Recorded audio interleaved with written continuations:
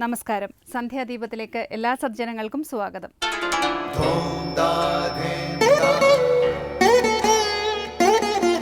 ശുഭം ഭവതു കല്യാണമായുസാരോഗ്യവർദ്ധനം സർവദുഃഖ വിനാശായ സന്ധ്യാദീപം നമോസ്തുതേ.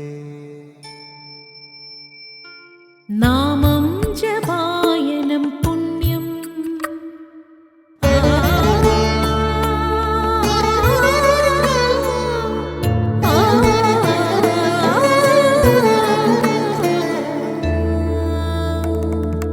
നാമം ജപായനം പുണ്യം നിരുപമദീപാങ്കുരം പോലെ സ്വരശ്രുതിലയവരമതുലം ദീവാങ്കണം മോക്ഷ സംഗീതസാരം നീളും വഴിത്താരയിൽ ജീവതാരം മന്ത്രാലാപം മായാവിൻ നിൻ പ്രസാദം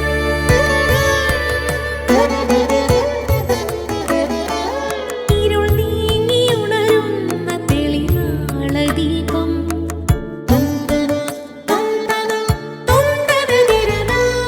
ഇരുൾ നീങ്ങിയുണരുന്ന തെളിനാളദീപം പ്രണവാമൃതം ചൊരിയുന്ന ദീപം ദീപം ദീപം ദീപം ദീപം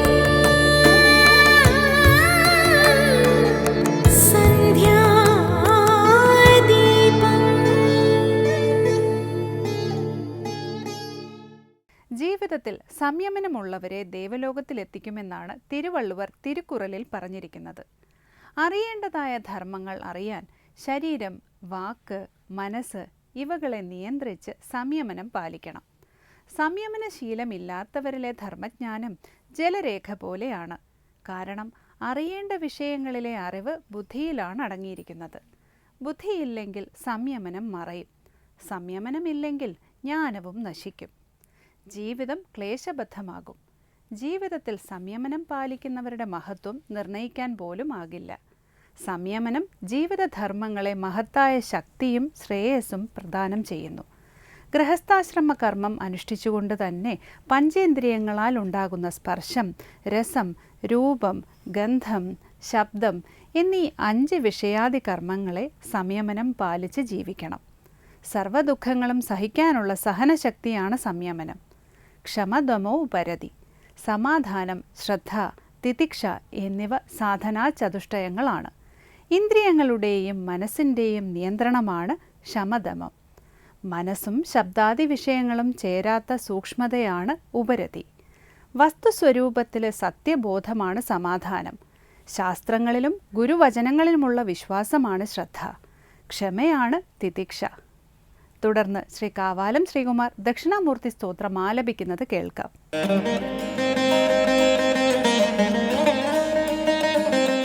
നാനാഛിദ്രഘടോദരസ്ഥിതമഹാദീപ പ്രഭാഭാസ്വരം ജ്ഞാനം യസ്യ തു ചക്ഷുരാദികരണദ്വാര ബഹിസ്പന്ദത്തെ ജാനാമീതി തമേവ ഭാന്തമനുഭാത്യേതത്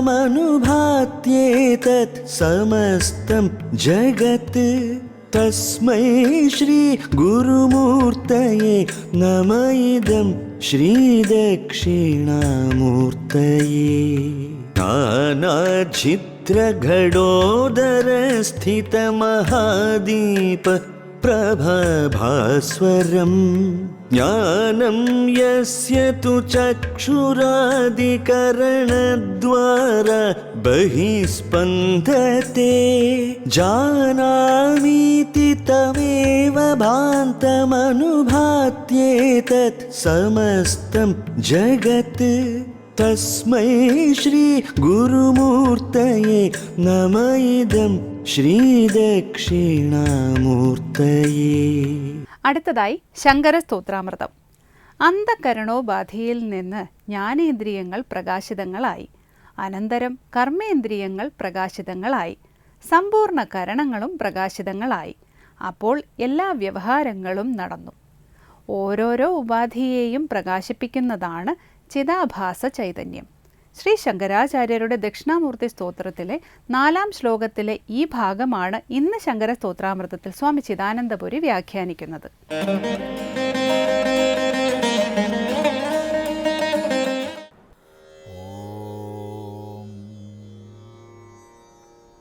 ഗുരുർബ്രഹ്മാ ഗുരുർവിഷ്ണു ഗുരുർദേവോ മഹേശ്വരഃ ഗുരു സാക്ഷാത് പരം ബ്രഹ്മ തസ്മൈ ശ്രീ ഗുരവേ നമഃ. ഓം സദാശിവസമാരംഭാം ശങ്കരാചാര്യമധ്യമാം അസ്മദാചാര്യപര്യന്താം വന്ദേ ഗുരുപരമ്പരാം. ശങ്കരകൃതികളിൽ ശ്രീ ദക്ഷിണാമൂർത്തി സ്തോത്രത്തിൽ 4-ാം ശ്ലോകമാണ് ശ്രദ്ധിക്കുന്നത്. നാനാഛിദ്രഘടോദരസ്ഥിതമഹാദീപപ്രഭാഭാസ്വരം ജ്ഞാനം.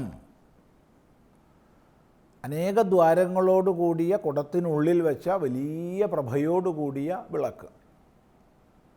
ആ വിളക്കിൻ്റെ വെളിച്ചം ഈ ദ്വാരങ്ങളിലൂടെ പുറത്തേക്ക് വന്ന് ചുറ്റുപാട് വ്യാപിക്കുകയാണ്.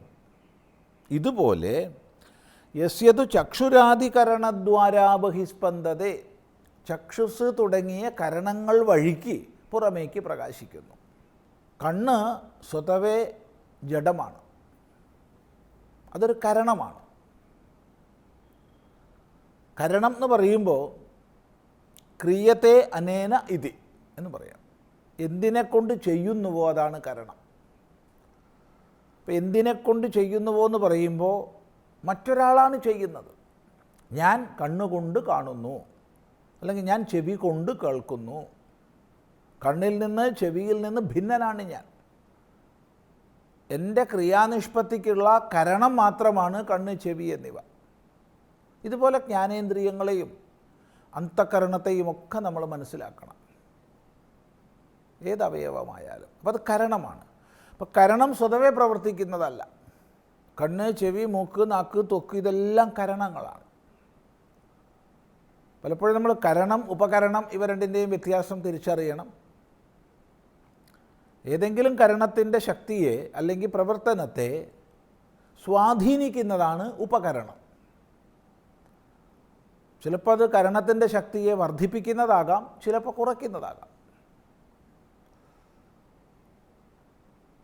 എല്ലാ ലഘുയന്ത്രങ്ങളും ഉപകരണങ്ങളാണ്. ഒരാൾ വടികുത്തി നടക്കുന്നുണ്ടെങ്കിൽ അത് കാലിൻ്റെ ഉപകരണമാണ്. ഒരാൾ കണ്ണട വെച്ച് കാണുന്നുണ്ടെങ്കിൽ അത് കണ്ണിൻ്റെ ഉപകരണമാണ്. നേരത്തെ കുത്തിപ്പിടിക്കാൻ ഉപയോഗിച്ച് അതേ വടി ഒരാളെ തല്ലാൻ ഉപയോഗിക്കുകയാണെങ്കിൽ അത് കയ്യിൻ്റെ ഉപകരണമാണ്. ഇങ്ങനെ മനസ്സിലാക്കണം. അപ്പോൾ കരണങ്ങളോ ഉപകരണങ്ങളോ ഒന്നും സ്വതവേ പ്രവർത്തിക്കില്ല. അവയെ പ്രവർത്തിപ്പിക്കുന്ന ഒരു ചൈതന്യവാനാൽ അവ പ്രവർത്തിതമാകുന്നു. അപ്പോൾ ചക്ഷുരാദി കരണദ്വാരാ ബഹിസ്പന്ദതേ, ചക്ഷുസ് തുടങ്ങിയ കണ്ണ് തുടങ്ങിയ കരണങ്ങൾ വഴിക്ക്, ദ്വാരാ വഴിയിലൂടെ, ബഹിസ്പന്ദതേ പുറമേക്ക് സ്പന്ദിക്കുന്നു. അങ്ങനെ പുറമേക്ക് സ്പന്ദിക്കുമ്പോഴാണ് ഞാൻ കണ്ടു, ഞാൻ കേട്ടു, അല്ലെങ്കിൽ ഞാൻ മണത്തു, ഞാൻ രുചിച്ചു, ഞാൻ സ്പർശിച്ചു എന്ന അറിവ് നമുക്കുണ്ടാവുന്നത്. അതിനെവിടെ പറയുന്നു? ജാനാമി, ഞാൻ അറിയുന്നു.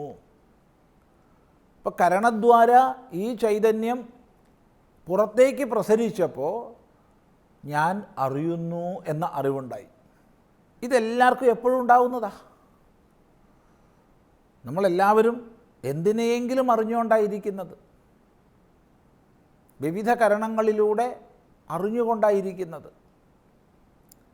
അപ്പോൾ കരണങ്ങളിലൂടെ ഞാൻ അറിയുന്നു എന്നുള്ള ഒരു ലിംഗം വെച്ചുകൊണ്ട് നമുക്ക് സൂക്ഷ്മ വിചാരം ചെയ്ത് ജഡമായ അഥവാ ഒരു കരണം മാത്രമായ ഈ കണ്ണ്, ചെവി തുടങ്ങിയവയെ പ്രവർത്തിപ്പിച്ചത് ആര്? ആരുടെ സാന്നിധ്യത്താൽ ഇവ പ്രവർത്തിക്കും, ആരുടെ അസാന്നിധ്യത്തിൽ ഇവ പ്രവർത്തിക്കില്ല? ഇത് വിചാരം ചെയ്ത് കരണവിലക്ഷണനായ, കരണത്തിൽ നിന്ന് ഭിന്നനായ തന്നെക്കുറിച്ച് അനുസന്ധാനം ചെയ്യാം.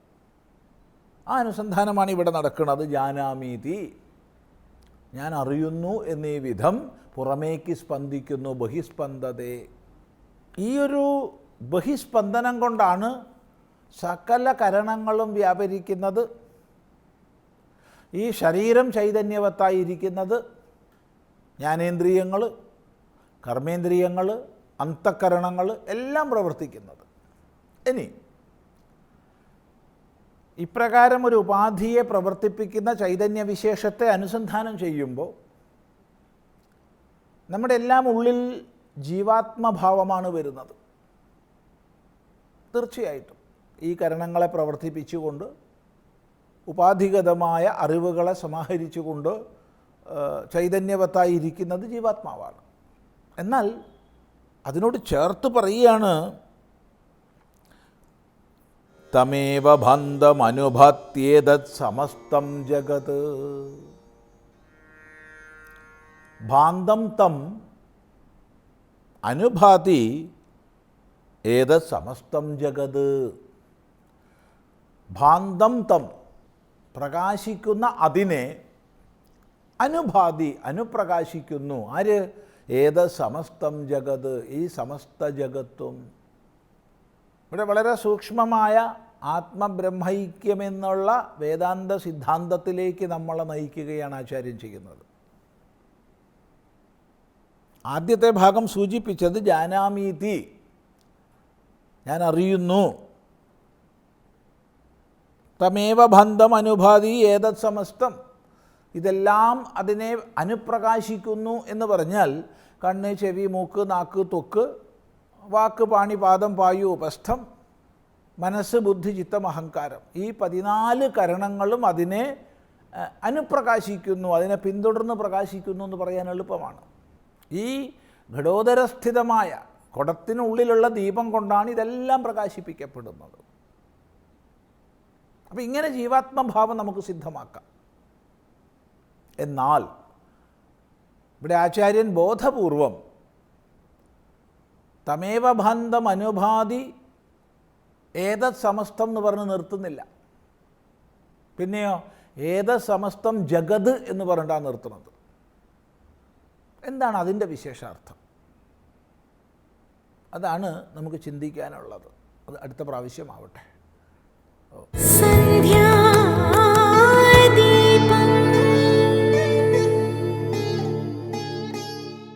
തുടർന്ന് സനാതനധർമ്മം. ഭാഗവതം ശ്രവിക്കുന്നതിനും പാരായണം ചെയ്യുന്നതിനും പ്രവചിക്കുന്നതിനും ശ്രദ്ധ വേണം. ശ്രദ്ധയോടെ എല്ലാം ഭഗവാനിൽ അർപ്പിക്കുന്നവരെ ഭഗവാൻ രക്ഷിക്കും. അവർക്ക് എപ്പോഴും ആനന്ദമാണ്. ഒരു ഭക്തന്റെ കഥയിലൂടെ ഇത് കൂടുതൽ വ്യക്തമാക്കുകയാണ് ഇന്ന് സനാതനധർമ്മത്തിൽ സ്വാമി ബ്രഹ്മസ്വരൂപാനന്ദ.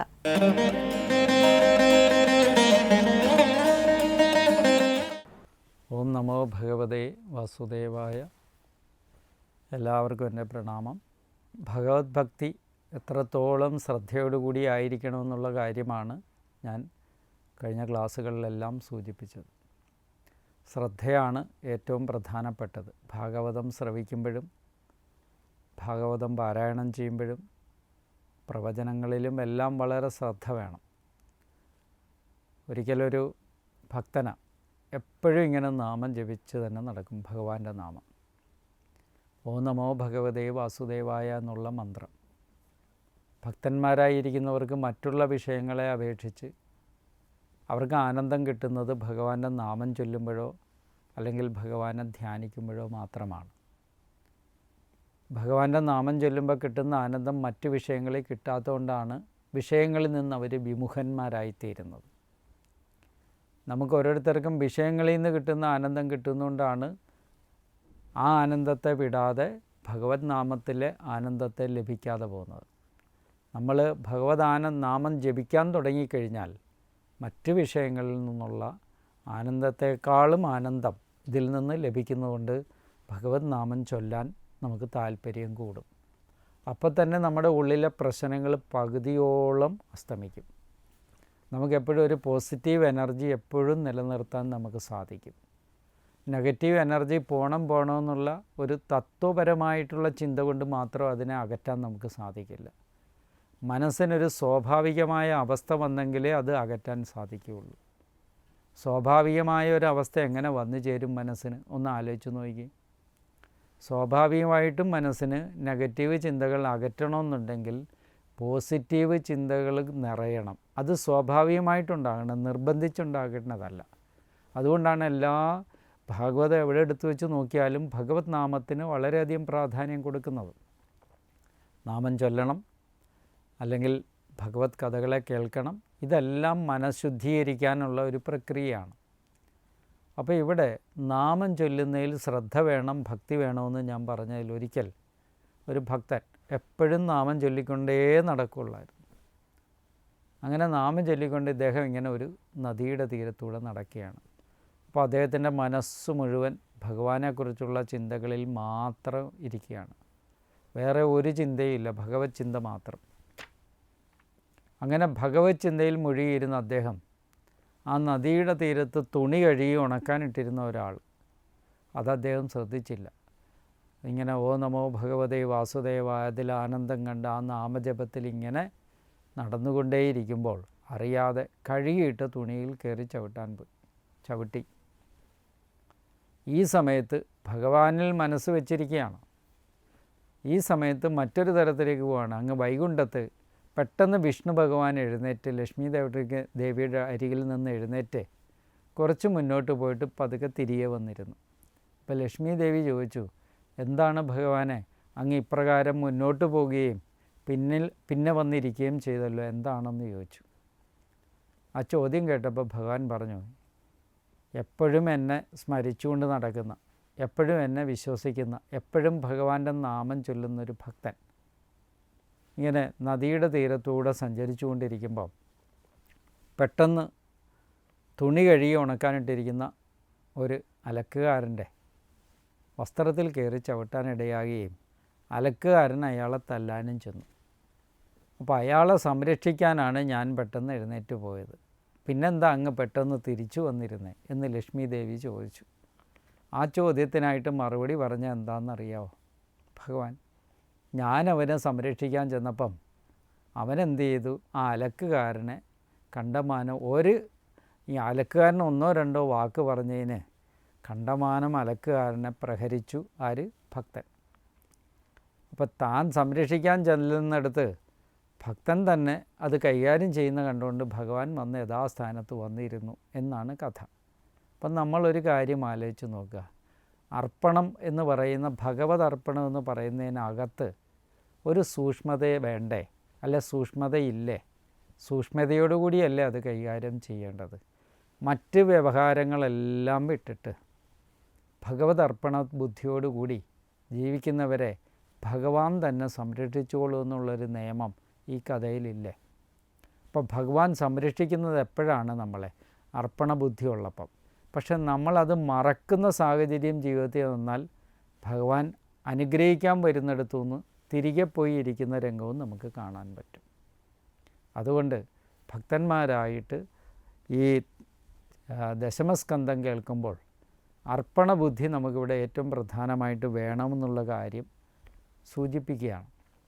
ഭഗവത് അവതാര സമയത്ത് ആരുടെ മനസ്സാണോ ഭഗവാനിൽ അർപ്പണ ബുദ്ധിയോടുകൂടിയുള്ളത്, ആരുടെ മനസ്സാണോ മറ്റ് വിഷയാഭിലാഷങ്ങളെല്ലാം നിവർത്തിച്ച് ശാന്തമായിത്തീരുന്നത്, ആളിക്കത്തിയിരിക്കുന്ന അഗ്നി എപ്രകാരമാണോ കെട്ടി അടങ്ങി ശാന്തമായിത്തീരുന്നത് പോലെ എല്ലാ വിഷയങ്ങളിൽ നിന്നും നിവർത്തിച്ച് ആരുടെ മനസ്സാണോ ഭഗവാനിൽ സമർപ്പണത്തോടു കൂടിയിരിക്കുന്നത് അവിടെ സുഖമുണ്ട്, അവിടെ ആനന്ദമുണ്ട്, അവിടെ പ്രശ്നങ്ങളില്ല, അവിടെ മനോവിഭ്രാന്തിയില്ല, അവിടെ ഉറക്കത്തിന് പ്രശ്നമില്ല, കർമ്മത്തിൽ നിന്ന് വിമുഖതയില്ല, എല്ലാത്തിലും അവർക്ക് ശ്രദ്ധ കൊടുക്കാൻ പറ്റും.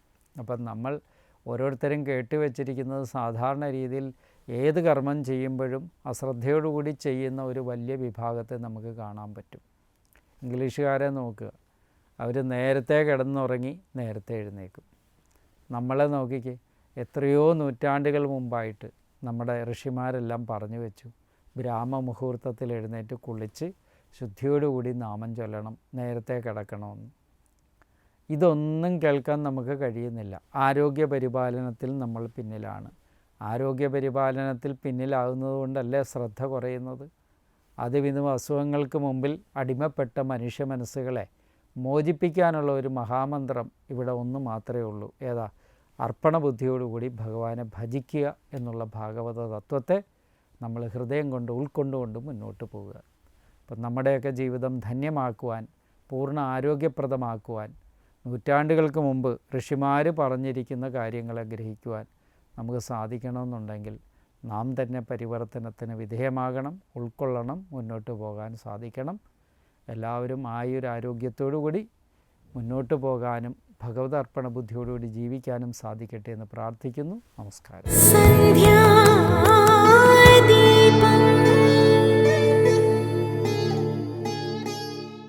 അടുത്തതായി ദീപാരാധനയാണ്. ക്ഷേത്ര സന്നിധിയിലെത്തി മംഗളാരതി തൊഴുത് ഇന്നത്തേക്ക് മടങ്ങാം. എല്ലാവർക്കും നമസ്കാരം.